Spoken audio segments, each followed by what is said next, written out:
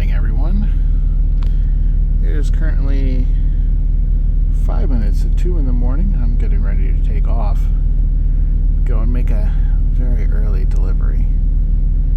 For anyone who hasn't heard, Prime has made up their mind about these new cameras. I figured I would post a quick update about that.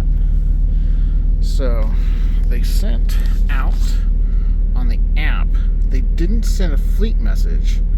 They put it under travel updates, or news, not travel updates, sorry. News. Under the safety staple thing, they posted this just yesterday. They've made up their mind about these new cameras. So, long story short, it talks about how they were planning on getting the first 300 or so into the fleet, and then they would take a pause, and they were going to make sure that the cameras were perfect before they decided to go fleet-wide. Well, the context of this message is that they've made that choice.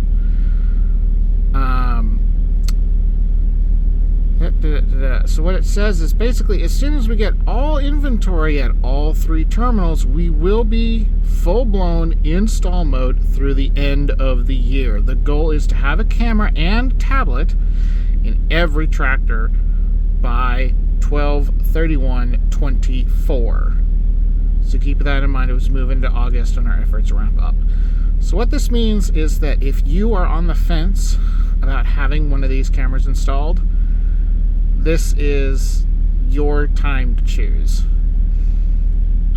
What I've said before was that my understanding was they were just going to start putting them in empty trucks, and that when you went to the yard and got a new truck, you might have a chance of getting a new truck with a camera in it or not.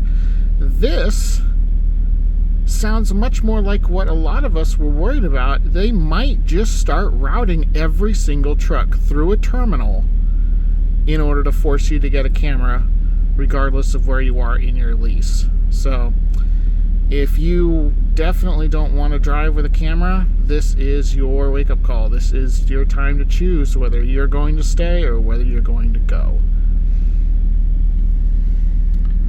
For me, I have already committed to another 3-year term. I have a truck that's inbound. I have paid for a lot of extras, so I think I'm just going to have to deal with it. That being said, I've been very disappointed about the so-called test group that I was a part of. So for now, my camera is still technically optional, but when the new cameras are installed in our trucks, they will be considered a safety feature. So if you modify them, cover them, change them, damage them, anything like that, disable them, you will be interfering with a prime safety feature, and it is a fireable offense. So while mine is still an option, I have decided to leave a message. I hereby refuse to submit any further training data, so that from now to the end of my lease at the end of August, they will get that as a message on any videos that my cam produces. I have also taped over the inside camera. When I joined the so-called pilot program, I was under the impression, from the way my fleet manager sold it to me, that I would have more input on how the cameras were going to be used and what they were going to be used for.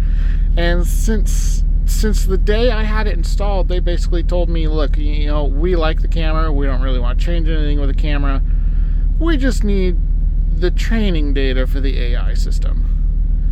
So now that they've gone around again and said, actually, instead of putting a pause on this and making sure that it's perfect and that we're all very happy with it, we're just going to go and throw them in all the trucks anyway. Now, this is as close as a protest as I'm going to be able to get. So that is your Netradyne update for this morning.